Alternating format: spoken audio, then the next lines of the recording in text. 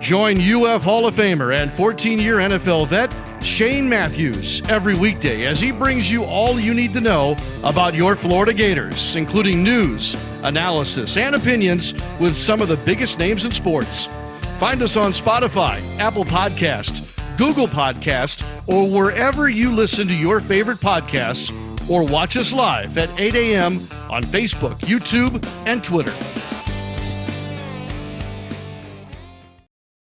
Good morning. Welcome to a Tuesday edition of the program. It's Pot Up with Matthews in the morning from the Crime Prevention Security System Studios. Large enough to serve you, small enough to care. It's Tuesday. That means we got good old Buddy Martin from the Buddy Martin Show. Second part of today's show, we have Edgar Thompson from the Orlando Sentinel. So we got two media boys on the program today.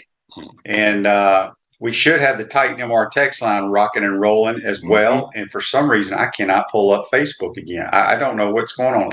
Our page is the only page I can't pull up. Something must be going on here. I don't know how to get it on here. Well, I got it on my phone. I just popped up on my phone. Yeah, I can get on any other page there is, but my own page. I don't know what's going on. It's the demons. It's the demons. They did it yesterday, and it took me forever to figure out how to do it, and I don't remember what I did. So anyway, buddy, welcome to the program. You're on the Titan MR hotline. I got to figure out how to get on this so I can read these people's comments. Well, while you do that, I'll just explain that something happened to me on technology as I was doing the front part. You were good last night on the show. We had Chris Doran was on. He was terrific. And France Beer was on the final segment, and he was rocking and rolling like only fans can do on the Buddy Martin Show.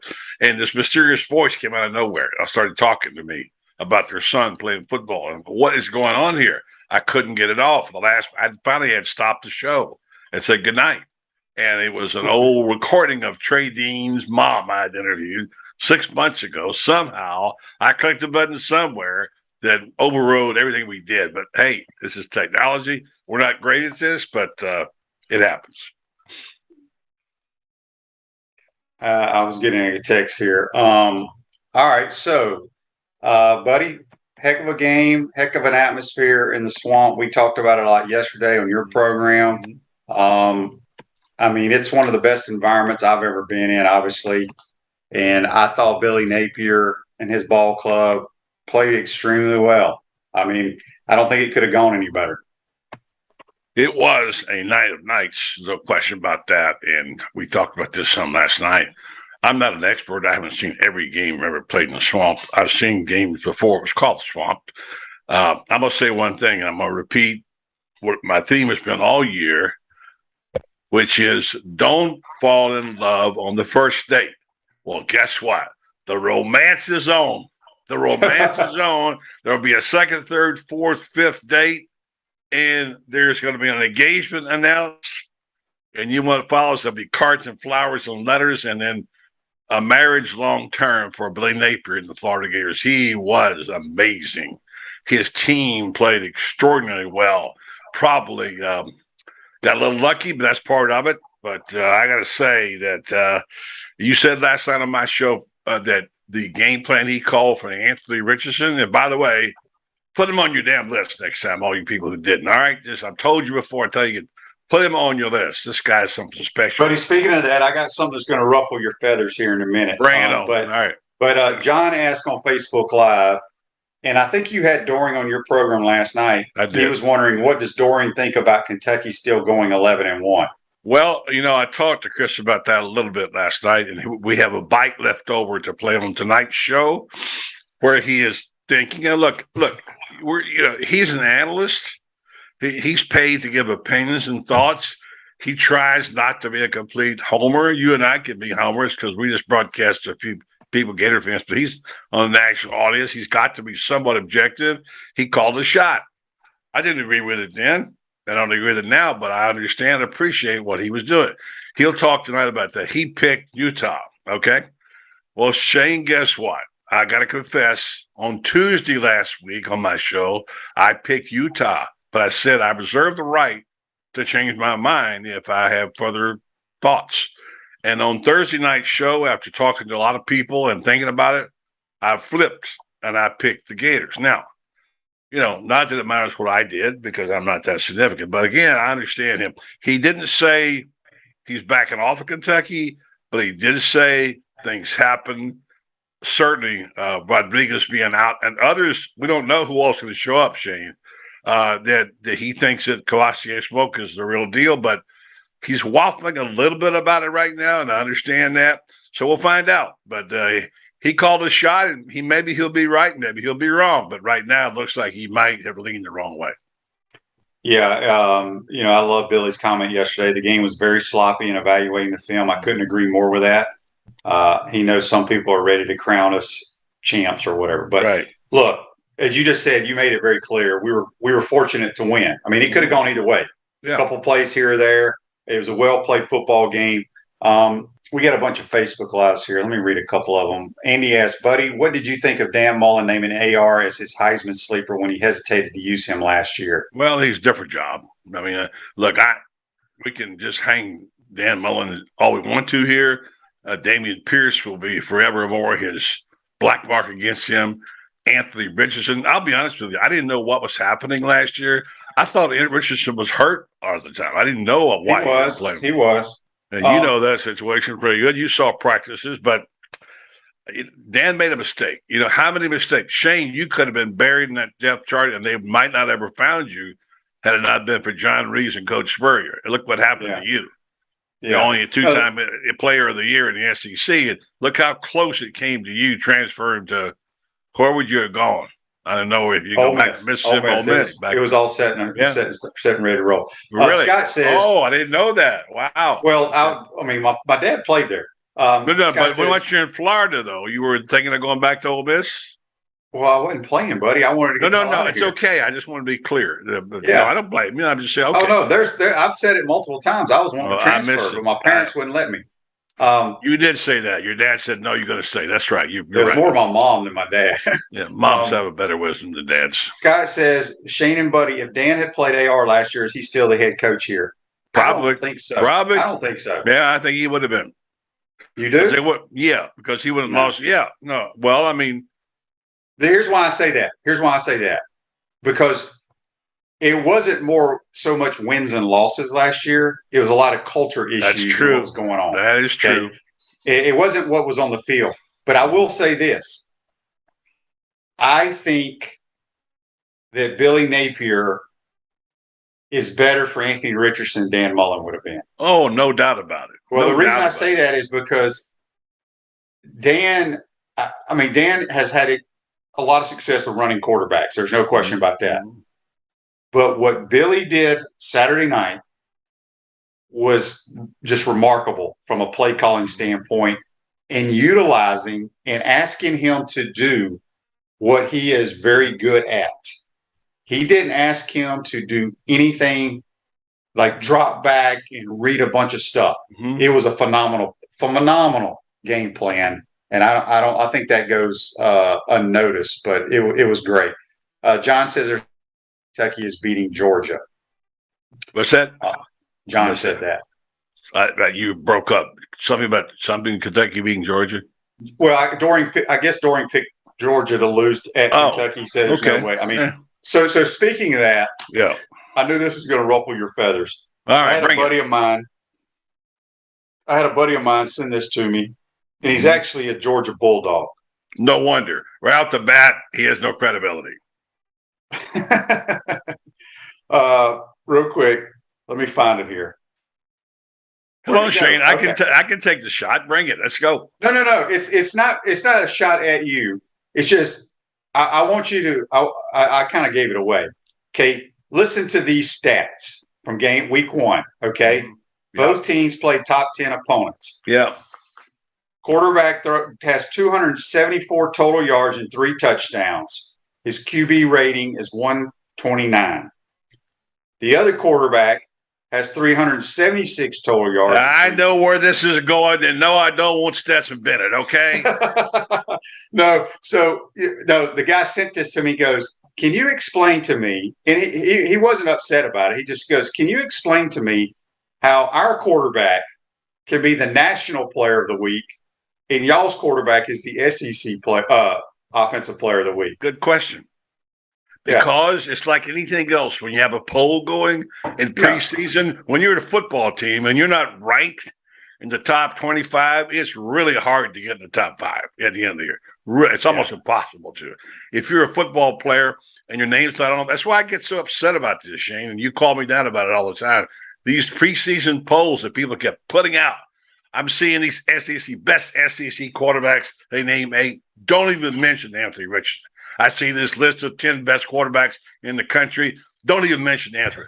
Where the hell have they been if they've been paying attention, Shane? Look, I don't know. I've seen him a little bit. I'm not a genius. My eyes told me. I said this before. I'm not patting myself on the back. I'll say it again. Since I've been covering football, just beginning of time, been covering Florida football, Anthony Richardson is the best-looking young prospect and potential quarterback I have seen in Florida, and that includes them all, including Tebow. And yes, Cam Newton. I saw Cam Newton play at this stage. I'll take Anthony Richardson. So, all you people, eat that crow. Now, does this mean it's over? He's got a ways to go. He's an unfinished product, all right? But again, give the man credit he deserves. He deserved a lot more credit he was getting. So people say, oh, wow, he's pretty good quarterback. Hello? Yeah, I think so.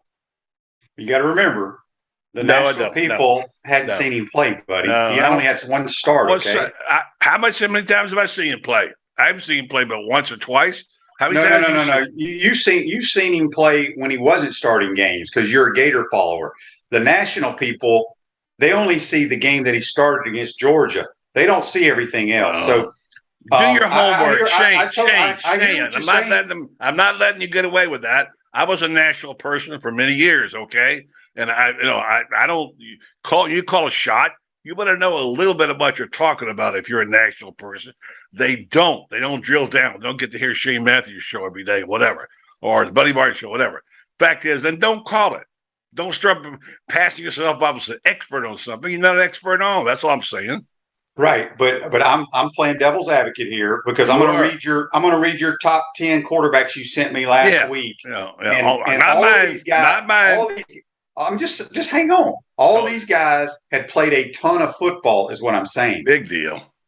Bryce Young, C.J. Stroud, Grayson McCall, Caleb Williams, Hendon Hooker, Dylan Gabriel, Devin Leary, Van Dyke, Rising, and Bennett. Mm-hmm. So there's nothing wrong with any of those guys on there. You're just saying Anthony's better than them, which could be true. But all these guys were longtime starters, and I think that's why the national media now this is On 3 Sports. I don't care who it is. Those are your buddies, buddy. They were wrong. I think it'd be my buddies. I'm just saying, don't come to me with this garbage and tell me these are the best players. Shane, I've been preaching this so long, my throat is getting sore. Well, I don't know if they say they're the best players. They just said the week 1 quarterback power what rating. The hell is it mean if it's not the best quarterbacks? That's what it means. Power ratings, however you want to do it. What is it? The bottom line is they disrespected Anthony Richardson. They didn't realize. They didn't know about him, buddy. Well, that's their fault. They're reporters. That's not true. That's not true. It's almost equivalent to them. Jaden Rashada, who's supposed to go to Miami, it would be like putting him on this list because he hadn't played. Might as well. Yes, that's my point. So everybody's asking, will AR stay next year? We don't know. We'll see. Let's don't go there. We got two top 10 quarterbacks rolling into the swamp this weekend, so it should be a fun-filled event. No question about it. Are you in the market to buy or sell your home? Dahlring Weeby, a realtor with Caldwell Banker M. Parrish, will provide you with fast, friendly, and reliable service. Call her today at 352-562-1411 to help your dreams come true. Speaking with Buddy Martin, we got on the Titan More Hotline, we got Edgar Thompson a little bit later in the program. So, Buddy, you got to give me one position in your mind that was the so-called player of the game. And if people listen to the broadcast, they know who I gave it to. Well, I mean, you're talking about, obviously, Anthony Richardson. I know you like Montreal Johnson, et cetera, et cetera. Well, both of those are wrong. That's but if you're going defense, Ventrell Miller, I'd say, would be my guy. Position, otherwise, I know you like Ricky Pearsall. He looked good. I don't know, Shane, give it to him. The offensive line. Oh, that's not a position. That's I said a group. Position group. I didn't hear a group. Yeah. Sorry.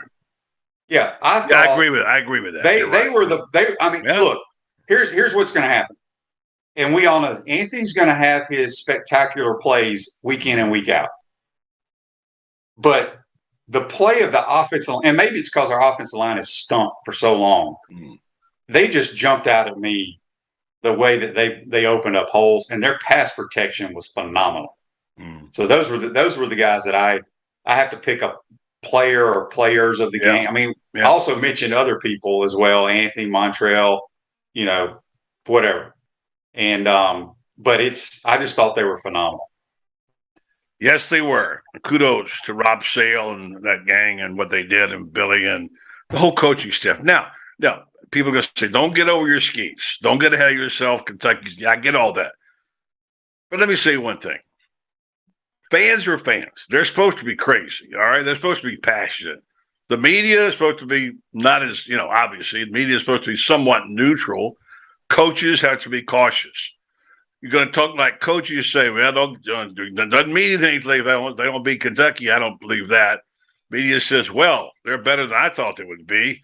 And so what do you, Shane, you're part Gator, part media, part whatever, say about this? You're right when you said they got to have the Kentucky win to build on this thing. Because if they do, Shane, the whole trajectory just blows up. Now they're 2-0, with likely to be 3-0, and now that 8-win season looks attainable, and 9, and who knows what else, because things look different. If they beat Kentucky, we're on. We're on.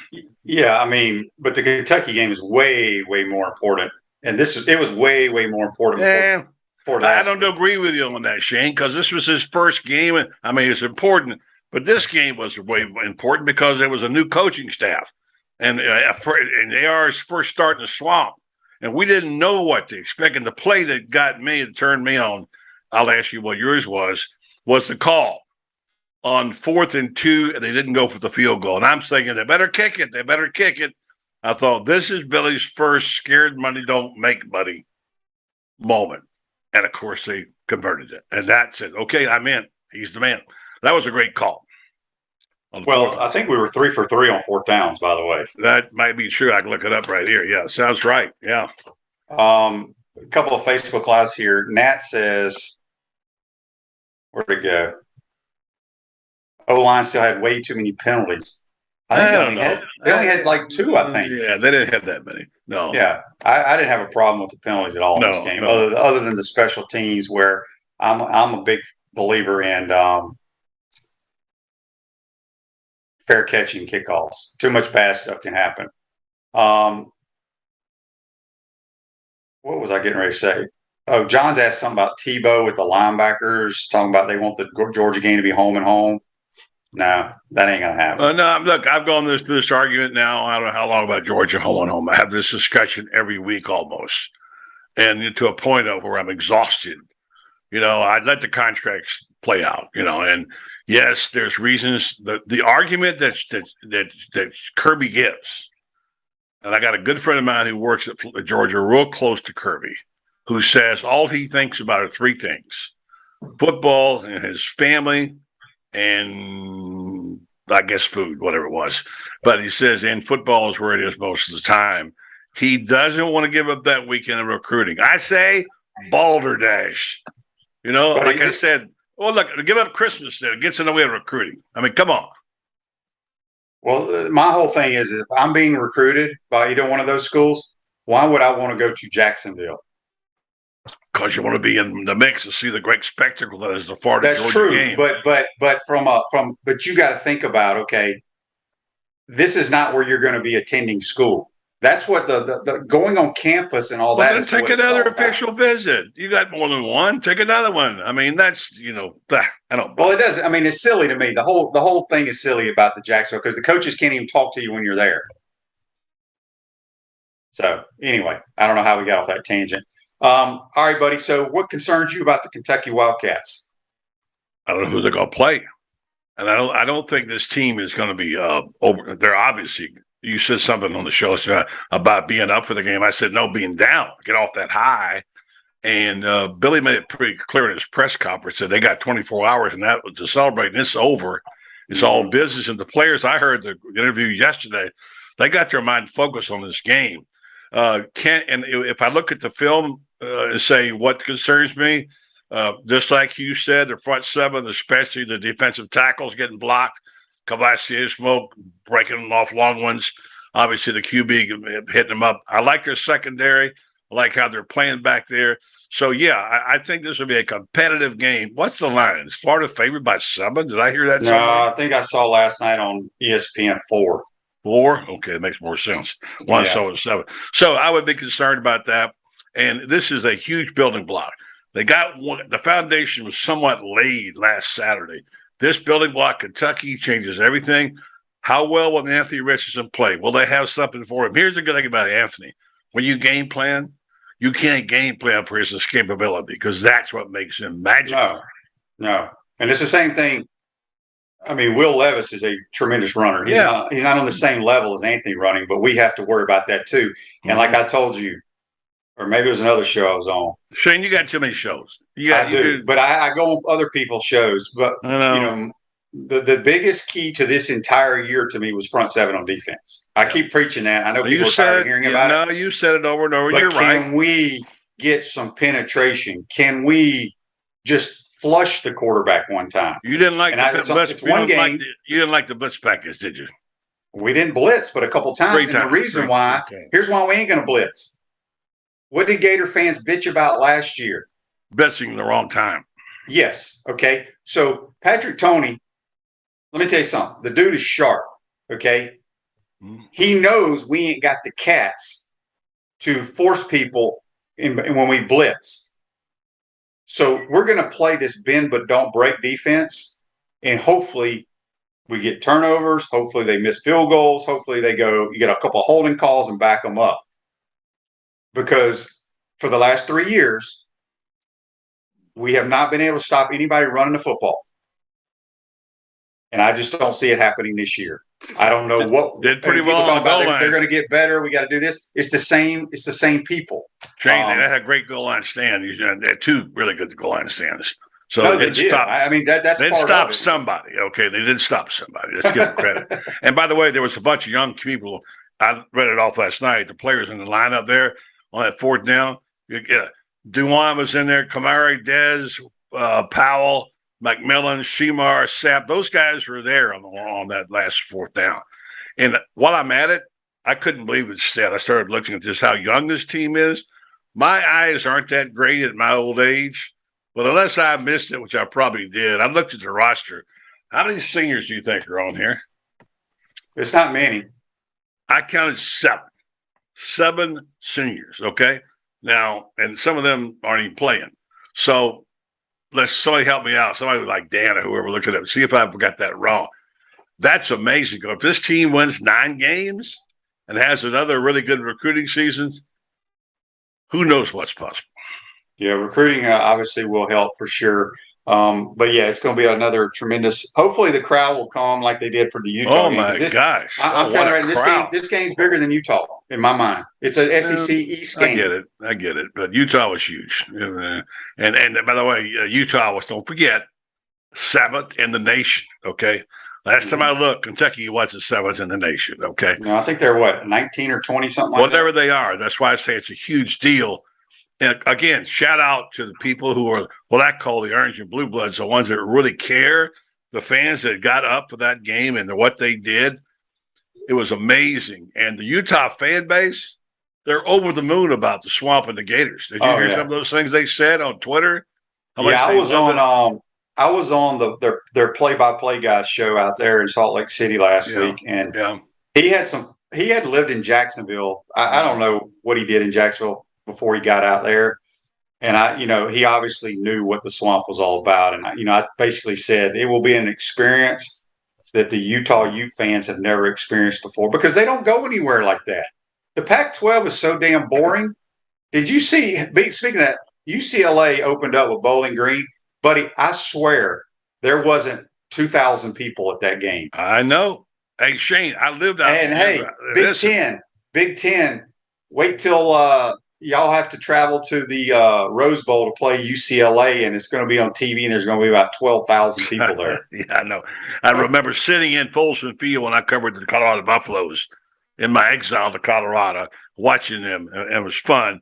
They had 45,000 people, and I looked up, I thought, this ain't SEC football. It's a whole lot different. You don't know until you get there and see it. What Florida has there right now in the swamp is something special, something magical, and baby, the orange and blue bloods are coming. Orange and blue bloods. But let's switch gears real quick before we let you go. Did you happen to see, Alabama's playing at Texas this week? Mm-hmm. $1 Million Band is the name of their band. Okay. They're not going because do you know where Texas puts the opposing team's band? Motel 6? No, I'm talking about in the stadium. Oh, in the stand. Okay. No, I don't. They're not. The other team ain't responsible for their housing. No, I don't know. No, I don't. Okay, because I saw a picture of it. So imagine let's say if Utah had brought their band, or Kentucky's probably going to bring their band. If we put them on the upper deck of the north end zone, it's the most ridiculous thing I've ever seen. They have a picture of TCU's band on Twitter. Yeah, where they were. Yeah. I mean, it's ridiculous. Yeah. I hope Alabama Alabama is going to destroy them. Well, Texas didn't look that good. I watched them yesterday a little bit against UL, and couldn't believe I'd forgotten who's coaching there for them. Terry Bowden. Yeah. Oh yeah. Yep, for sure. Also, I saw this on Twitter. I thought this was great. Regarding Brian Kelly. This was the head coach at Boone High School in Orlando. Mm-hmm. He says, when Notre Dame practiced at Boone in 2020 for their bowl game, Brian Kelly couldn't be bothered to extend a little courtesy to me or my program. So, yeah, I'm glad Florida State beat his ass last night. Well, here's the thing about it, Shane. You know this. You can't judge people whether they give you an autograph or not. So many people don't understand the procedure. And I think he's an arrogant, pompous ass myself, Kelly. But regardless, is just because he didn't speak to the people. I mean, maybe it was an oversight. Yeah, but buddy, this ain't a fan. This is the head coach of where his team is practicing the entire week of bowl. I'm not excusing. I'm not excusing it. But I bet you've been a couple other times other coaches have done that. And yeah, I mean, there's lots of reasons to dislike Brian Kelly. He's all he can handle right now. Oh. So, yeah, I get it. I understand. And too bad, but that's the way it is. Sometimes there's a lot of heat and pressure on guys, and they just don't act like they should. So, yeah. Real quick, I want to make an announcement. Whoever won our prize for our giveaway of the replica jersey and the Spurrier signed visor obviously doesn't care about that stuff, so they never contacted us. Really? So, I'll take it. Our people here just sent me that John Brock is going to be the winner now. Right guy. John, if you want to email or text the show your what jersey size you want, what number you want, what name you want on the back, and give us your address, we'll get that sent out. That's cool. Yeah. So I don't even know who. I can't even remember who won it, but they haven't contacted us, so we want to give it away to somebody. Yeah. They get to choose what number and all that good stuff. So John asked, has Brian Kelly already lost his team? There's a lot of bitching and complaining on the sidelines with the wide receivers. I do know that. So who knows? That's a false rumor about Butte. He didn't. That was somebody put that out. Fake Brett Murphy. Well, I read where all the receivers deleted all their Twitter accounts. They did because they didn't want to hear all the nonsense. Yeah, so, there you go. It's part of it. Hey, they like that when they got the NIL going, don't they? Which, by the way, brings up an interesting point. If we say, what if things go wrong for you on social media and you got all these big deals with NIL? I mean, that could backfire, Shane. Mm-hmm. So everybody's congratulating John that his name was pulled out of a hat. Buddy, I want to get to this day in sports real quick with you because I want to see if you remember this. Brought to you by our good friends at Comfort Temp. Comfort is our business. Peace of mind is our promise. Beat the summer heat. Schedule your air conditioners tune up today. Keeping you chill in the Florida heat far away. Comfort Temp, heating and air. Give them a call, 352-376-2366. In 1946, were you around yet, buddy? Yep. All-America Football Conference begins the regular season play as the Cleveland Browns beat the Miami Seahawks 44-0 before over 60,000 at Cleveland's Municipal Stadium. Right. Now, what league is that? It was a forerunner of what was, became other like AFL. It wasn't a league. They just tried to, it was a startup league. There was a team called Great Lakes, which basically came from the Army camp. But they had a lot of players there that morphed into that league and played. I think Otto Graham, probably not, might be too early for him. But no, I've heard of it. I know about it. There was a league. I don't remember. It didn't last but a year. I think it was gone. Yeah, but someday we'll go through all those leagues. There's been a bunch of them. I've seen most. I didn't see that one, but I've seen a bunch of them. The Continental League on, et cetera, and the AFL started, et cetera. So yeah, it was a league that they made up for a year or two. And in Cleveland, they love their football, as you know. Mm-hmm. You've been there, you played there, and you've seen what goes on. So they'll line up 11 players, and they'll draw a crowd in Cleveland. All right, buddy, before we let you go, outside the Gators, anything else stand out to you in college football this weekend? Well, obviously FSU winning. I think I said last night, it's good for college football when the three Florida teams win, the big three. And here's why. And for Shane, and I think you might have said it, but Franz definitely said it last night. When all three teams win, harking back to the days of before you got here, but those three teams were dominating college football. The players tend to stay home in the States. When the players stay home, that's good for everybody. So don't accuse me of being a Seminole lover. I'd like to see FSU win. I know it's the SEC and all that. And Miami obviously had an easier time of it. But when's the last time all three big three teams won opening day? And two of them as underdogs, one against a nationally top 10 team. So the state of Florida is back in college football. They're going to be heard from. And the best of all of them is right there in Gainesville. Ted says the FSU game was horrible. It was horrible till the very end. But they got a quarterback. They got a quarterback, though, Travis, and they got some big dudes and got speed. Don't dismiss Florida State yet, okay?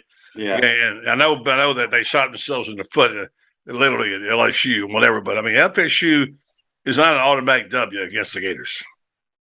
The Titan MR text line is back in action.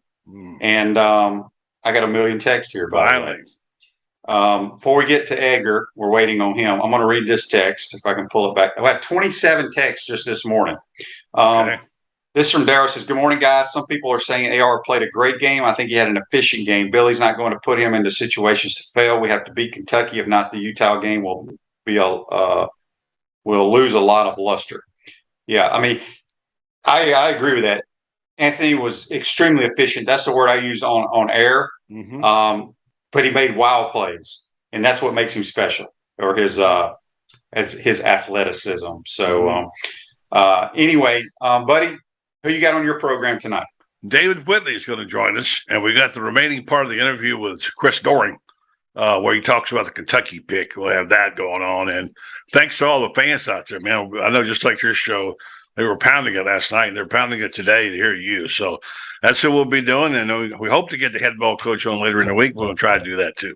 I know you talk to him all the time. So yeah, and he agrees with me that this game's bigger this week because it's a conference game. Well, you're both wrong. Both of them are wrong. Well, did you hear our head coach? I don't care. They're both wrong. Billy Naker's wrong? All three of them. Well, what's he going to say? Of course he's going to say it's bigger this Billy, week. I mean, buddy, this game counts twice because it's an Eastern Division game. I get it. But to me, as an observer, give me this, longtime observer of Florida football, this moment in the swamp with a new coach and a new team after getting burned, and I kept saying, don't fall in love on the first date. This was just as important because now we have not only a romance, we got an engagement and probably a marriage. Billy Napier is the guy. It's okay to fall in love with him. Well, yeah, I've been telling y'all that all summer. But my point is, this game in Tennessee are way more important than Utah. Buddy, good stuff as always. We'll talk to you soon, my man. Thank you, Shane. That's Buddy Martin. Join us on the Titan MR hotline. Take a timeout. Come back. We'll be joined by Orlando Sentinel's beat writer for the Gators, Edgar Thompson. You're watching and listening to Pot Up with Matthews in the Morning. We want to take this moment to thank all our sponsors who keep the show going and pay the bills. Our premium sponsors are Crime Prevention Security Systems, large enough to serve you, small enough to care. Titan MRI, Gainesville's only locally owned and operated MRI facility. Meldon Law, the only official law firm partner of the Florida Gators. Peachland Dental, Gator Nation's first choice for dentistry in Port Charlotte. Comfort Temp, comfort is our business, peace of mind is our promise. QC Kinetics, live pain-free with QC Kinetics. Our gridiron sponsors are Auto ER, UF Bookstores, Celebration Point Town Center, Chris Doring Mortgage, Silverback Concrete Co., Ruse Ogra State Farm Insurance, Doreen Wiebe Realtor Caldwell Banker MM Parish. Our touchdown sponsors are Campus USA Credit Union, Adams Rib Company, Gator Dominoes, Celebrate Primary Care, Gator Bait Media, Okido America, Style Cuts, Ironwood Golf Course, Big Mills Cheesesteaks, MB Listing, McDonald's of Gainesville, 84 Lumber, Tropical Smoothie Cafe, Avra and Smith, Dowling Signs, Baker's Sporting Goods, Silver Cube Billiards and Sports Bar. If you are interested in promoting your business on the show, visit potupwithshane.com and click the Advertise button. Again, thank you to all the great businesses that support the show. If you like what we are doing here, make sure you follow us and support the businesses that support us.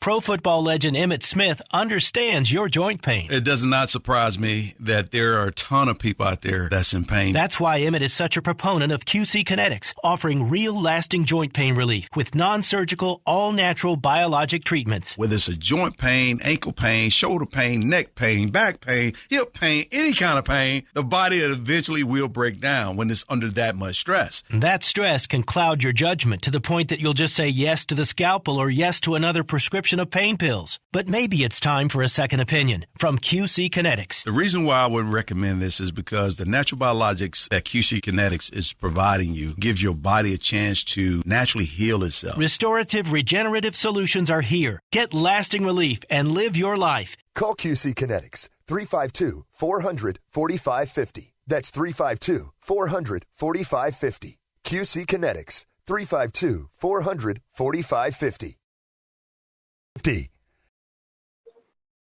Welcome back to the Crime Prevention Security System Studios, large enough to serve you, small enough to care. Celebration Points, where the Gators go to celebrate, with premium brands like Escape Apology, F45 Training, Regal Cinemas, Dave & Buster's, Nike, Prime and Pearl, and the HBC's restaurant. Spurs Gridiron Grill, now selling Head Beer Coach American Lager in 16-ounce cans, available at Spurs, Visors, or at the Gator games at Ben Hill Griffin Stadium. We'll see you at Celebration Point, where the Gators go to celebrate. Heading back to the Titan MR hotline, and we're joined by Orlando Sentinel's Edgar Thompson. Good morning, Edgar. How are you, my man? I'm doing fine, Shane. I tell you, a little more enthusiasm for your ad reading there. Good job. Real quick, this is a pretty good text here, or not a text, but it's from Titan MR. I'm all confused right now because I'm reading like 5 different things here. Jeff says on Facebook Live, brought to you by Mellon Law, the UK game would be more important if we had a realistic chance to win the East. We don't, and that's the reason that a very high-profile game like Utah does you have much greater good than beating Kentucky. Because I just argue with Buddy that this game is way more important than Utah because it's an East game. What are your thoughts on that? I think it's more, the Utah game gave some real profile to Richardson and to the Gators, I think. Mm-hmm. It created some excitement around the program that it wasn't going to have if it had opened up against San Jose State and looked really good. So I think it was good for that. They're going to be ranked today, I would almost certainly, you got to think. And so that's good. But yes, in terms of the big picture of the season, certainly the Kentucky game's bigger. I mean, Kentucky has given the Gators a lot of problems. I mean, let's go back to 14, triple overtime game. I actually missed that. I was at my late stepfather's funeral, unfortunately, that weekend, sadly. But I missed that game. But that was the first of the games with Mark Stoops that have been very competitive. You go to, they lost. They needed Del Rio off the bench that one year to win by a point. Or remember, they stopped covering receivers that game in the second half. Mm-hmm. You had that one. You had the Cal Trask game. Then you had the loss here in the Swamp. Dan Mullins, they rushed for 300. And then you had the loss last year. So there have been good games with Kentucky. So it's a pretty good measuring stick as well. So you're going to find out something about this football team. Plus, Kentucky tends to be pretty physical. I don't know how physical they looked last week is the thing against Miami, Ohio. But I think it's an important game. As for winning the SEC East after what we saw Georgia do the other day, you wouldn't think. But I'm telling you, man, you keep games close and you got Anthony Richardson and you look at that play he made in the 2-point conversion. I mean, you win a football game if you can keep it close. That kid can make plays, man.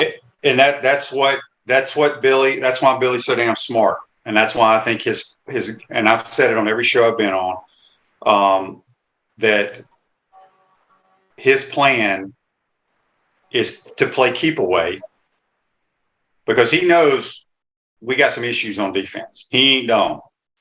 And he knows that we can run the football, and he knows that if he's very, I don't want to say conservative, but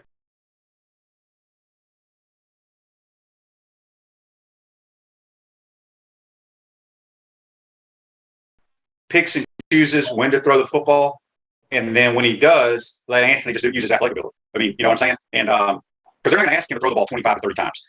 They're going to do what they did, move the pocket, get him outside, and then take shots. And we took 2 shots in that game in the first quarter. Did you know that, Edgar? We took 2 deep shots. I remember the one to Henderson. What was the other one? He underthrew that when he had him open on a double move. He underthrew it because he just threw it late. It was early in the game. He probably still had some jitters. The long touchdown run. Max protection. We had 2 guys going out on a route, and the protection was phenomenal, and he just saw green grass, and there was nobody over there.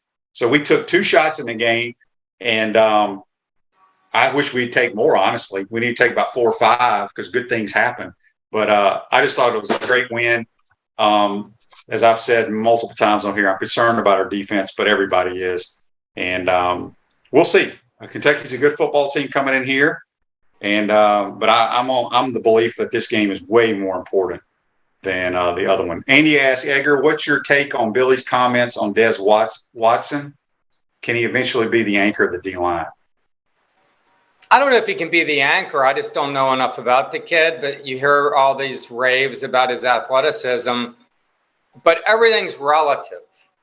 You hear raves about his athleticism for a 400-pound whatever guy. So, I mean, he can move. I mean, at 439, I don't think I could get up out of this chair. I mean, that'd be almost 300 pounds of weight on me. But, I mean, the kid needs, he needs to find whatever the formula that Jawan Taylor, for example, Ethan White found. I mean, we're talking, those are 2 kids that were 400-pounders. Roughly. And look at Ethan White now, looks pretty good. And Jawan Taylor's, in the NFL and thriving. So those guys were 400-pound kids. So it happens, but he's got to find something because Billy talked about his discipline and things like that. And you just can't play effectively at that weight. But no, and it's not his, I mean, it is what it is. If we had maybe next year's freshman class that's loaded with D linemen, he probably doesn't play at all, quite honestly. Yes. So here, I don't know about him being the anchor, but he can be a piece. I'll tell you who I'm excited about, Tyreek Sapp. Mm-hmm. Not only is he a fantastic talker, my God, the kid was great yesterday. He walks in, though, and it's funny, Mark Long pointed it out. He's got his shorts rolled up. Like, it'd be like if you were rolling up your sleeves like the old school, pack a cigarette, showing off your bicep. He had his shorts rolled up like halfway up his thighs. I mean, he's like tree trunks. He like I've said on here, I think we've talked, Shane, go look at his picture on the website because he just looks the part of a D lineman. I've said that to you. Well, we saw it in person now yesterday. He looks the part of a DT. He is one thick kid. He just looks like he's